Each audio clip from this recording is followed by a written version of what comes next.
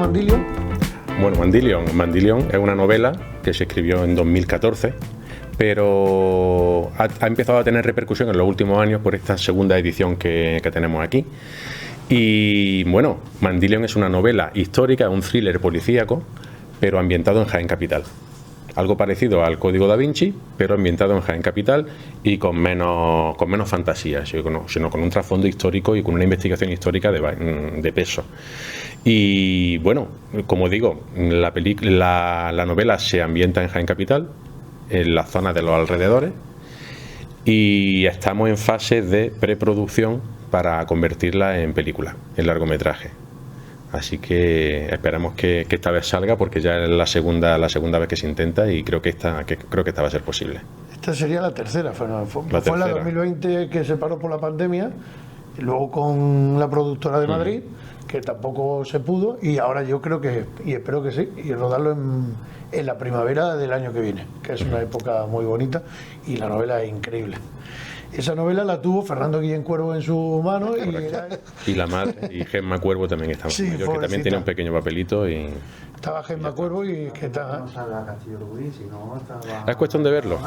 Habrá que estudiarlo, porque precisamente estuvimos viendo y buscando la forma de sacar pueblos alrededor, Claro. porque sí que salía... Por financiación de Diputación merece la pena y...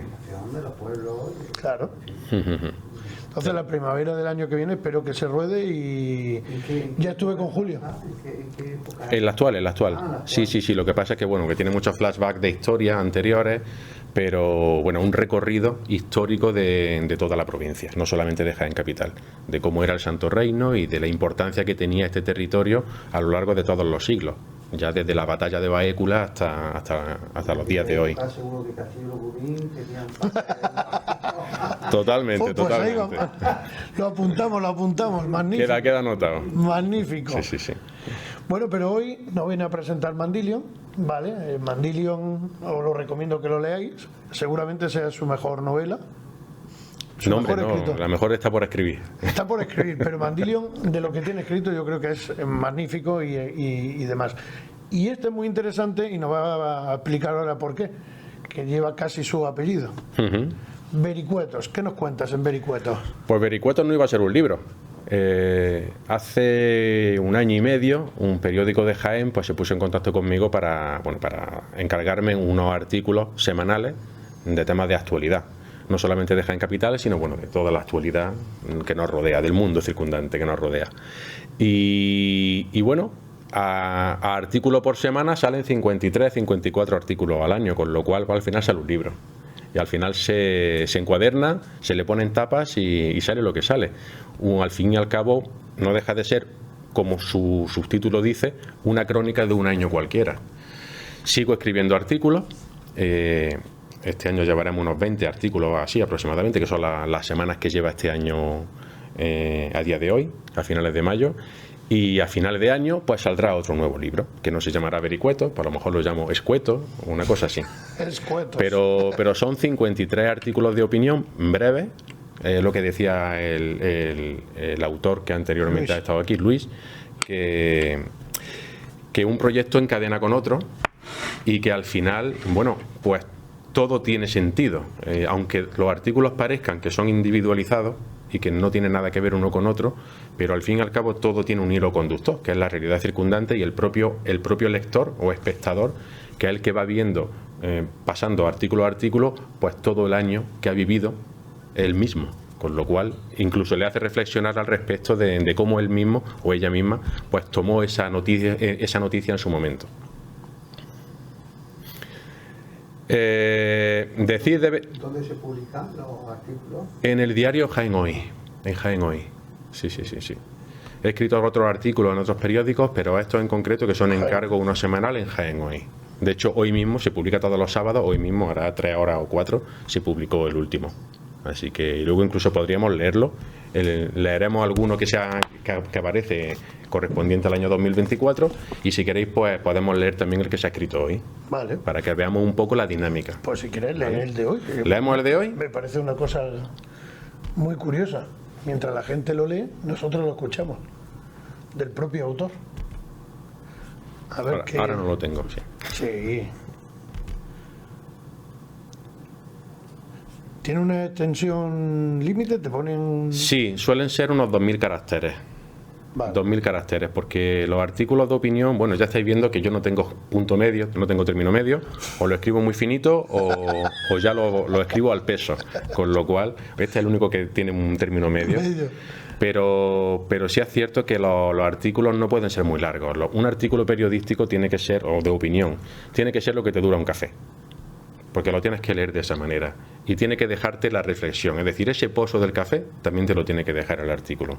Entonces, un artículo de opinión no consiste en narrar una noticia y dejarla ahí, porque para eso está el apartado de noticias. Un artículo se tiene que digerir, se tiene que rumiar por parte del lector. Bueno, pues el de hoy se titula Come y calla. No hay opinión que represente a todo el mundo, pero el silencio tampoco lo hace. Vivimos en una era donde abrir la boca es sinónimo de buscar problemas y mantenerla cerrada ofrece permanecer en una cómoda postura equidistante. Posicionarse es señalarse y, por tanto, colgarse el San Benito correspondiente camino de la hoguera en la plaza pública o sus análogas, las redes sociales. Escribir en ellas o incluso redactar artículos como este supone exponerse al apedreamiento público y al estigma de defender una idea que, por digna que sea, va a contar sin lugar a dudas con el ataque furibundo de radicales, marrulleros, exaltados y, lo que es peor, de personas completamente normales y moderadas que considerarán tus palabras como ofensivas en un alarde del retrógrado moral, por el cual pueden estar en contra de una guerra, fruto de una invasión, pero a favor de un criminal de guerra que extermina como ratas a miles de niños.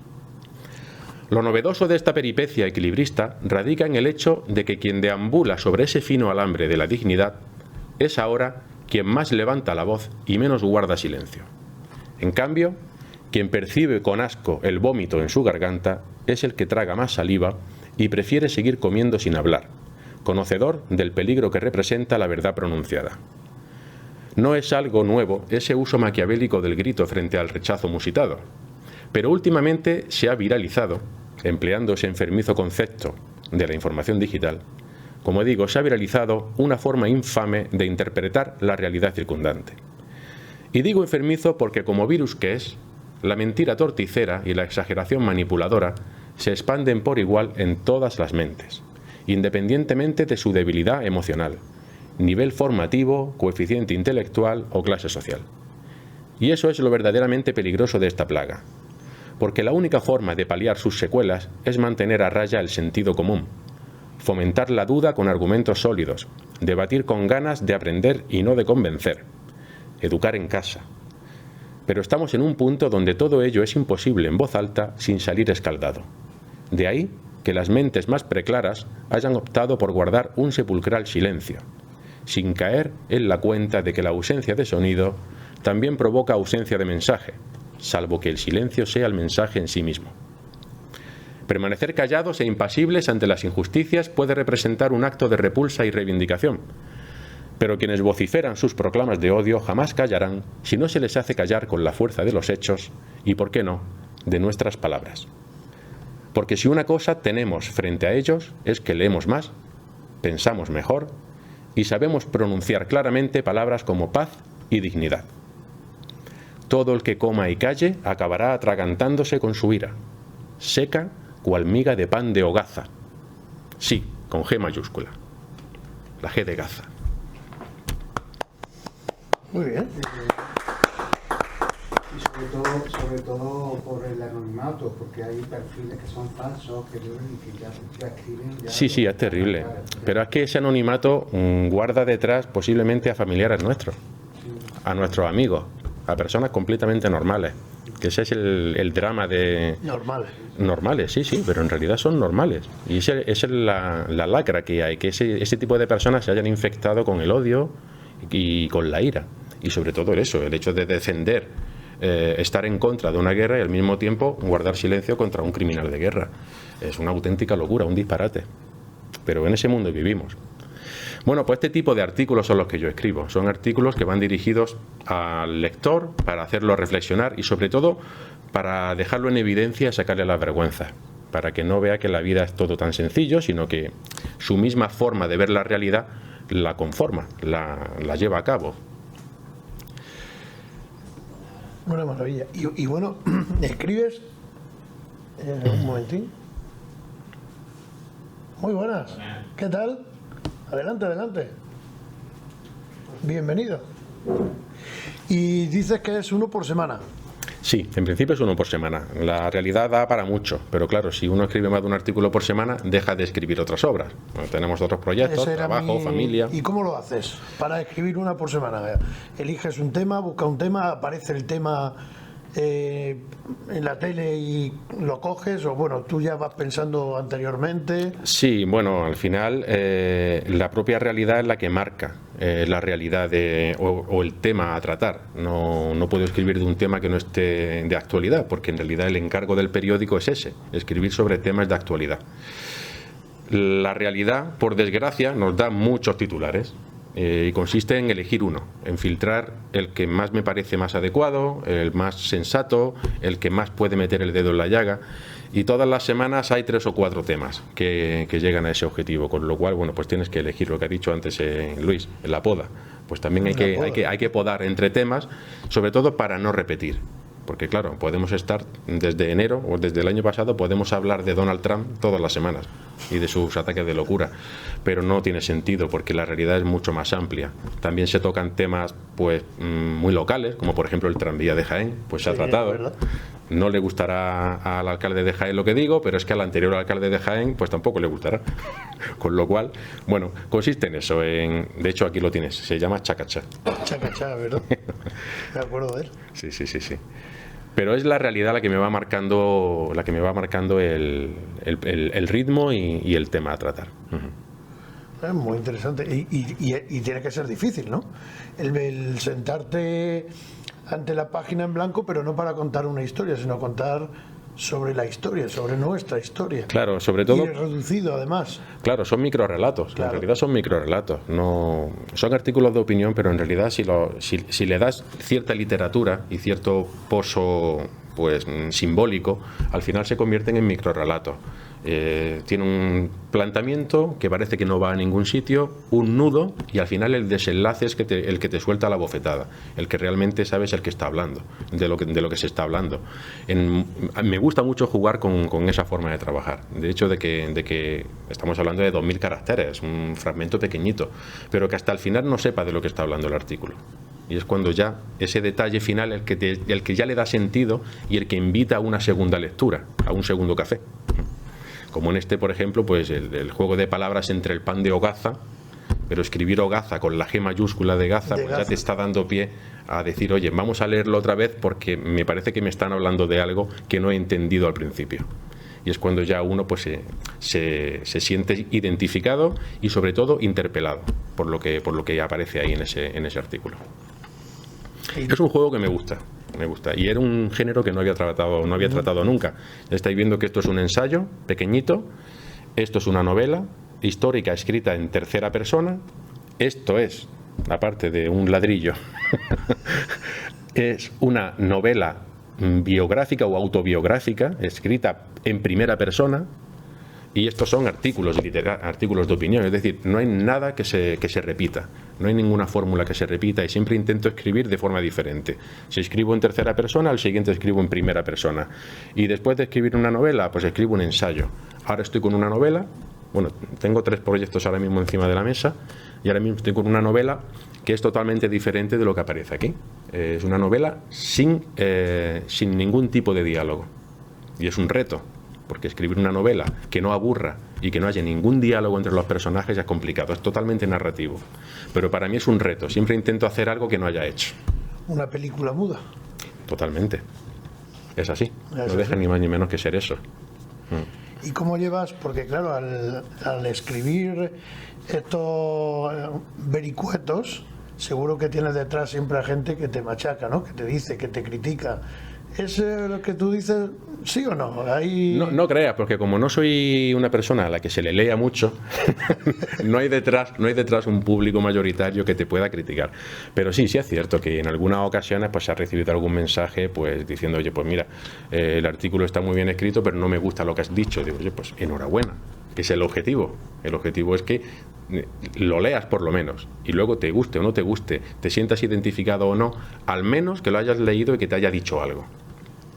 Aunque sea para autoconfirmarte en tus creencias. Pero bueno, ese es el objetivo. Que tengas una libertad de pensamiento y que decidas si te sirve o no te sirve lo que estoy diciendo ahí. Muy bien. ¿Leemos uno más? Sí, por supuesto. No sé si te acuerdas de alguno. ¿Tienes fecha de caducidad? O sea, decir, mira, hasta aquí, ya no escribo más.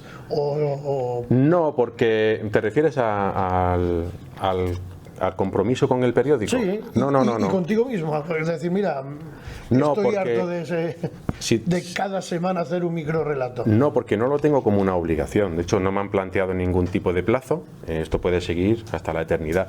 Y de hecho, me está gustando hacer este tipo de análisis, bueno, pues porque al mismo tiempo no dejan de ser ejercicios literarios que me permiten compilar en muy poco espacio una cantidad importante de información, con lo cual me está entrenando para ser cada vez más sintético.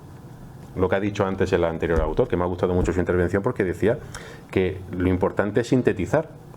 Claro, aquí está dicho todo porque es un ensayo, en realidad es un ensayo que ha sido 4 años de investigación, pero claro, si lo quieres hacer como una novela con mucha más acción, tienes que cortar. Es decir, tienes que ir sintetizando. Y si quieres hacer un ensayo, más sintético todavía, porque si no aburre. Esto me está sirviendo de entrenamiento. Es prácticamente, los pianistas tienen una serie de ejercicios para la digitación y lo escribían compositores incluso muy famosos. Mozart, Czerny, Beethoven, tienen ejercicios pianísticos, simplemente para el ensayo de su alumno. Pues esto es prácticamente eso, ejercicios pianísticos. Bien. Bueno, pues podemos leer alguno. Vamos a ver alguno interesante. Bueno, este, por ejemplo, el de daltonismo. Venga, a ver. Sí. Luego este libro, en el periódico solamente sale el artículo, pero en la compilación sí hago, bueno, pues pongo una pequeña fotografía para saber de lo que se está hablando. Aquí se ven pues los 2 futbolistas de la selección española, Iñaki Williams y este es Lamine Yamal, ¿vale? De origen emigrante, si no ellos, la familia, pero representando a nuestro país. Y el título del artículo se llama Daltonismo. Se publicó el 6 de julio del año 24, es decir, coincidiendo, no sé si fue la Eurocopa, porque yo de fútbol estoy bastante pegado. Yo, pero no me acuerdo. Bueno, sí, además lo pongo aquí.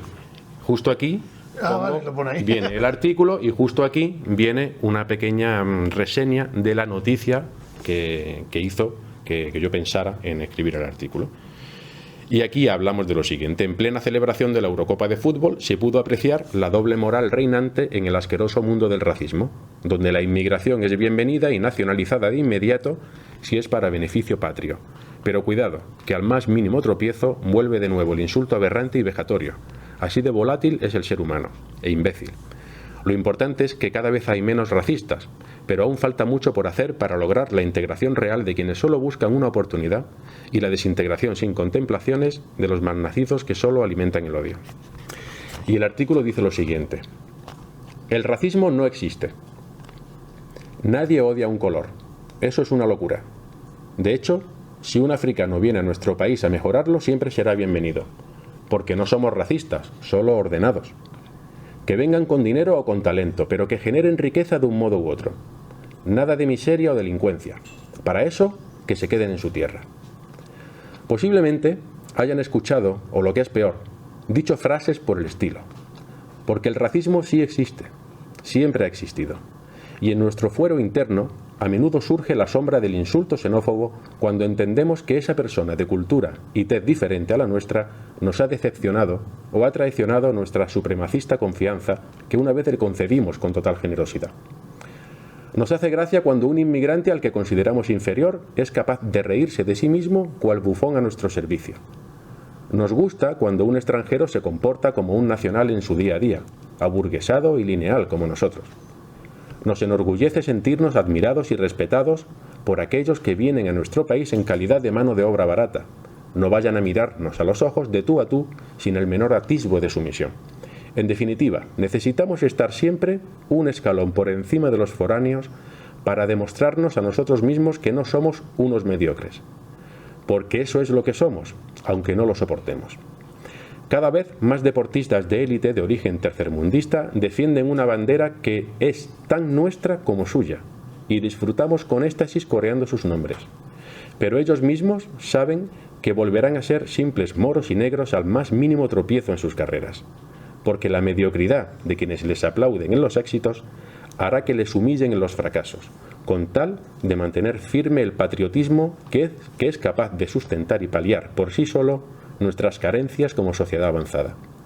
Es este un tipo de daltonismo selectivo digno de estudio, porque el ser humano debe ser el único animal que deja de ver un color en cuanto éste viene acompañado de un elevado estatus social o de un considerable poder adquisitivo. Supongo que el color del dinero es tan intenso que difumina el de la piel de quien lo maneja, porque el racismo puede que no exista, como algunos de ustedes dicen. Los que sin lugar a dudas sí existen son racistas como usted. Como veis, bueno, están hechos para tocar las narices, para llamar la atención, para hacer que una persona mientras se toma el café se sienta incómodo, aunque realmente no sea racista, pero en el fondo es como la pregunta que hace Broncano en su programa, que decía, ¿eres más racista o más machista? Hubo alguna serie de interpretaciones que, bueno, al final ha hecho que el propio Broncano quitara esa pregunta sí, pero en realidad buscaba eso, tocar las narices y demostrar que todos en el fondo tenemos algo de racismo, todos en el fondo tenemos algo de machismo y que si bajamos un poco la guardia, eso vuelve a florecer. Lo que hemos hablado antes, personas normales y corrientes, personas de nuestro entorno familiar, de nuestras amistades, incluso nuestras propias parejas, pueden llegar a tener esas actitudes, o nosotros mismos podemos llegar a tener actitudes que nos traicionan el sentido común. Por tanto, hay que estar siempre vigilante. Y este artículo pues hablaba en relación a eso, al hecho de que, bueno, de que una persona que en su día a día es racista, luego llegan, es la Eurocopa y es capaz de ensalzar a Lamine Yamal, a Iñaki Williams, etcétera, etcétera, sin darse cuenta de la total incongruencia de su punto de vista. Sí, señor, muy bien, muy interesante. Bueno, me ha llamado por terminar también, sí. Vuelves a editar con Amazon. Sí. ¿Qué tal tu experiencia con las editoriales? Bueno, pues la experiencia con las editoriales pues es agridulce, porque está muy bien, ¿eh? Sí, está bien. Las editoriales, en definitiva, son negocios. Entonces, bueno, tienen que vender libros.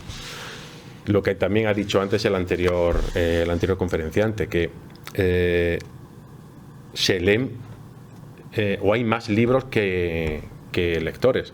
Por tanto, el número de ventas es muy limitado, muy reducido. Y las editoriales no se lanzan a publicar porque sí. Una tirada normal se puede considerar como éxito vender 300, 400 libros. Con eso ya una editorial medianamente compensa pérdidas. Pero de otros libros vende 20, vende 30. ¿Qué es lo que hacen? Publicar mucho. Publican mucho, diversifican mucho y con los beneficios de ventas de uno, si pega un pelotazo, pues compensa las pérdidas de los otros. Pero ofrece un abanico muy amplio, sea buena o mala literatura. A día de hoy se habla mucho de que todo el mundo escribe, como si fuera algo negativo. Oye, ojalá todo el mundo escribiera un libro, plantara un árbol, tuviera un hijo, ojalá. Ese es el objetivo de la cultura y de la educación, de la universalidad de la educación. Antes solamente escribían pues las personas que, el marqués de no sé qué, el conde de no sé cuál, vas tirando del hilo de muchos autores y todos tenían, pues eso, tradición aristocrática en su familia. El Tolstoy, por ejemplo, que era un aristócrata, aunque después se retiró al campo, pero era un aristócrata. Podía dedicarse a no trabajar y a escribir. Y entre otras cosas porque sabía leer. El 90% de la población a lo largo de la historia no ha sabido leer en su vida. Y se han muerto sin saber leer, como para ponerlos a escribir. A día de hoy, para mí, creo que es síntoma de salud educativa el hecho de que todo el mundo pueda tener acceso a la lectura y a la escritura. Que la escritura también tiene que ser un derecho. pero como digo, no deja de ser un negocio.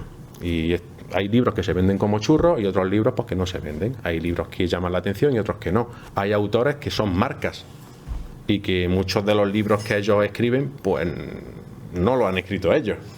Y te das cuenta cuando hacen las conferencias, cuando hacen las presentaciones, que no se acuerdan ni siquiera de lo que han escrito, no se acuerdan de títulos de libros. Y hace poco vi una entrevista a Isabel Allende y me dejó un poco desangelado, porque no se acordaba de la mitad de los títulos de sus libros, de lo que iba uno, de lo que iba otro, y bueno, daba la sensación de eso, de que era una marca, una franquicia, y se dedicaban a explotarlo. Pero en realidad, literatura de ella, de su pluma, los primeros libros, pero estos últimos, y como ellos posiblemente muchos autores más. Seguro. Espero que nunca nos pase a nosotros. Pero la experiencia con Amazon, como me pregunté, que era la pregunta, es buena. Tiene mucha, está muy bien, el margen de beneficio que te deja también como autor también es mejor que en una editorial. Una editorial tienes que vender mucho para sacar algo de rédito. Y luego la distribución pues está a nivel internacional, y en cambio pues una pequeña editorial, pues la distribución siempre es más local, con lo cual siempre pues se queda en un mercado muchísimo más focalizado y más reducido, por tanto. Claro. Muy bien, ¿alguna pregunta a Raúl? ¿Algún insulto? Vericueto. El año que viene posiblemente haya otra edición, y así sucesivamente hasta que me aburra, pero creo que voy a seguir con la línea, porque no supone un gran esfuerzo de tiempo. Los otros trabajos sí, pero me sirve también para eso, para ir entrenando un poco la síntesis y para ir oxigenando también los otros libros. No puedes estar siempre escribiendo un libro porque al final pierdes la perspectiva. Hay que dejarlo, pues como ha dicho antes, lo estoy citando porque me ha gustado mucho la intervención. Hay que oxigenar los libros, hay que dejarlos que reposen, hay que dejar también que el propio estilo vaya cambiando. Por ejemplo, se escribió en un año. Este fue en un mes aproximadamente. Esto me costó un año aproximadamente de escritura, pero estos dos han sido 4 años. ¿Cuál es el de color azul? Este es el primer volumen. El Raúl Cueto que empezó a escribir este libro no es el mismo Raúl Cueto que terminó este. Claro. Hay 4 años de diferencia entre esta parte y esta. Por tanto, el estilo, la forma de hablar, la forma de narrar, la forma de afrontar el tema es completamente diferente y se va notando. Pero como está escrito en primera persona, también el protagonista, que el que lo va narrando, también va madurando con ese lenguaje, con ese progreso de 4 años. Con lo cual, pues le da vida, le da sentido. Claro. Habría sido muy lineal escribir todo igual, y no es así.